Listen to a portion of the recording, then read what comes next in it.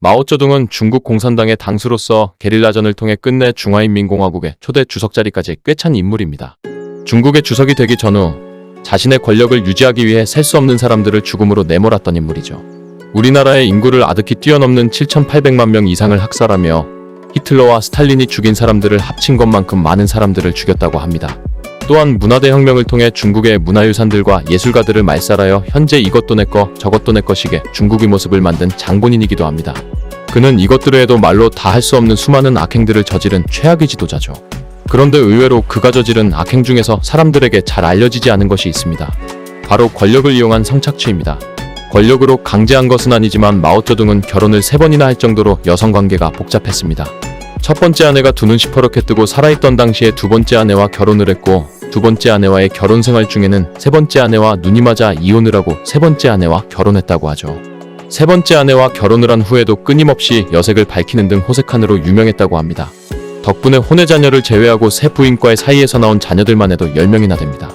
워낙 많은 부정을 저질러서 혼외 자녀들은 집계조차 불가능하다고 하죠. 그런 사람이 권력을 손에 쥐고 있으니 그 행보는 불보듯 뻔했죠. 큰 권력을 손에 넣은 사람이 자신의 권력을 이용해서 성적 욕망을 실현하는 것은 역사적으로 동서고금 남녀노소를 불문하고 있어 왔던 일입니다. 그런데 마오쩌둥의 경우에는 좀 남다르죠. 바로 그의 성적 취향 때문입니다. 그는 사회통념상 일반적으로 받아들여지지 않는 성적 취향을 많이 가지고 있었습니다. 보통은 동시에 가지기 힘든 취향들을 동시에 다 가지고 있었기 때문에 더 특이하다고 여겨지죠.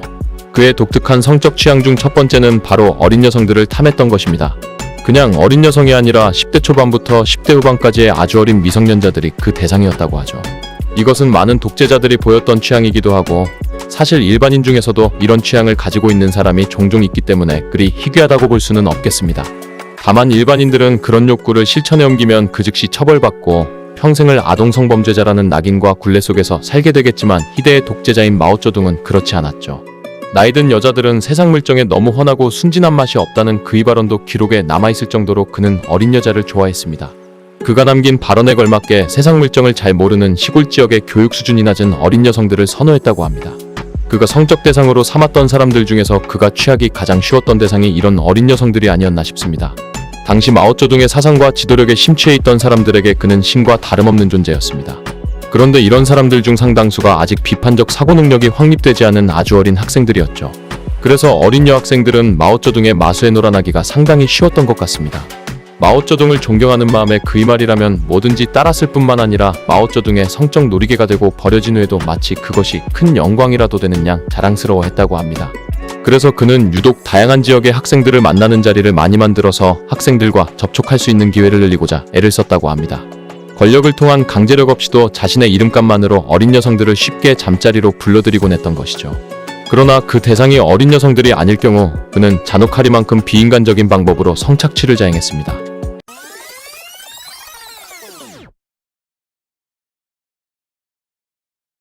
마오쩌둥의 특이한 두 번째 취향은 바로 유부녀였습니다.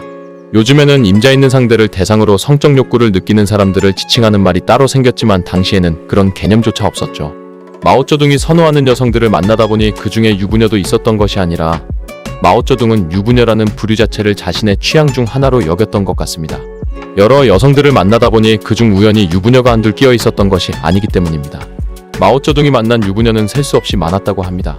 그 유부녀들과의 관계를 통해 너무 많은 사생아들이 생겨났기 때문에 마오쩌둥의 사생아 수가 집계되지 않는 것이라고 하죠. 유부녀들은 마오쩌둥이 만난 어린 여성들과는 달리 쉽사리 침대로 데려올 수는 없었습니다. 그도 그럴 것이 시대상을 고려해봤을 때 당연히 여성의 정절을 중요하게 여기던 시기였고, 아무리 젊은 유부녀라 할지라도 이미 가정을 꾸린 성인인 만큼 미성년자들보다는 훨씬 판단 능력이 뛰어났을 것이기 때문이죠. 하지만 마오쩌둥은 그렇다고 해서 포기할 유인이 아니었습니다. 그는 정근대 시대에나 존재했던 채홍사 같은 비공식적인 직책을 자신의 직속으로 두고 있었습니다. 그리고 현장 지도를 나가거나 인민들을 볼 기회가 있을 때 자신의 눈에 띄는 여성의 이름을 물어 수첩에 적어두곤 했죠. 이 수첩에 이름이 적힌 여성들은 이후에 마오쩌둥의 직속 채홍사가 찾아서 마오쩌둥에게 데려오곤 했습니다. 마오쩌둥은 여성들에게 이름을 물어볼 때의 나이와 혼인 여부 역시 확인을 했다고 하는데, 여성이 결혼을 했다 한들 그는 전혀 개의치 않았습니다. 오히려 그가 관심을 둔 일반 성인 여성들 중 유부녀의 비율이 이상하리만치 높았죠.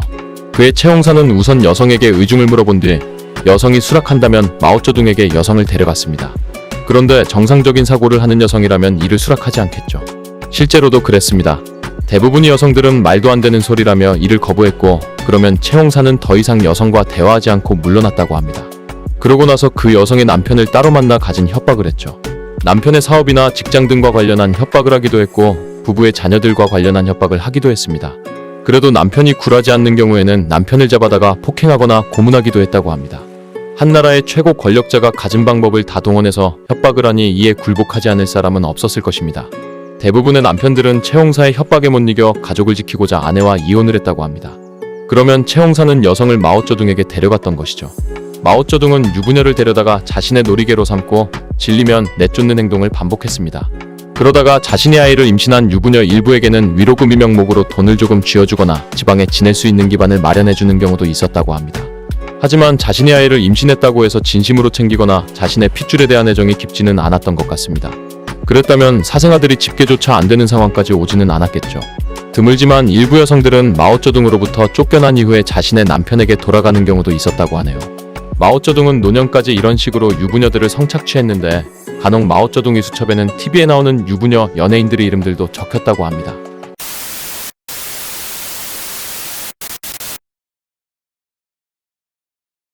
마오쩌둥의 경악할 만한 성적 취향은 이것이 끝이 아닙니다. 마오쩌둥은 여성들뿐만 아니라 남성들과의 관계도 즐겼다고 합니다. 특히 아주 어린 10대 남자아이들과의 관계를 주로 즐겼다고 하죠. 마오쩌둥을 추종하는 사람들은 마오쩌둥을 음해하고자 하는 자들의 거짓말이라며 이를 부정하지만 마오쩌둥이 남색을 즐겼다는 사실은 그의 주치의가 아주 구체적인 기록으로 남겨놓았습니다. 개인적으로 정말 변태적이라고 느꼈던 것은 마오쩌둥이 여성과의 관계를 즐긴 직후에 여자와의 관계로 음기가 충만하니 이제 양기를 보충할 차례라며 어린 남성들을 침대로 불러들였다는 것입니다. 그의 남색 취향은 어린아이들에게만 국한되지 않았습니다. 국가의 최고 권력자인 만큼 근거리에서 그의 경호를 맡고 수발을 드는 남성들은 모두 좋은 체격과 빼어난 외모를 가진 사람들이었다고 합니다. 그들은 마오쩌둥이 숙면을 취하게 하기 위해서 밤마다 마사지를 했다고 하는데 마오쩌둥은 그럴 때마다 자신의 중요 부위를 마사지하도록 명령했다고 하죠. 뿐만 아니라 자신의 잠자리를 준비하는 경호원을 돌연 붙들고 X를 하더니 그대로 함께 침대에 들어갔다는 주치의 증언도 있습니다. 저도 같은 남자로서 아버지 혹은 할아버지 뻘 되는 남성과 원치 않는 관계를 한다니 상상만 해도 끔찍하네요. 잘 알려지지 않은 것에 비해 마오쩌둥은 자신의 사생활을 철저히 숨길 노력조차도 하지 않은 것 같습니다. 마오쩌둥은 이렇게 남녀를 가리지 않는 문란한 생활을 즐기다 성병에 시달렸다고 합니다. 어찌 보면 당연한 것이겠죠. 그런데 그는 자신이 성병을 앓고 있다는 사실을 알고서도 성접촉을 자제하라는 주치의의 말을 무시하고 70대까지 이런 엽색을 즐겼다고 합니다. 그래서 그가 숙주가 되어 그와 함께 관계를 한 사람들은 모두 같은 성병을 앓게 되는 웃지 못할 사태까지 벌어지게 되었다고 하네요.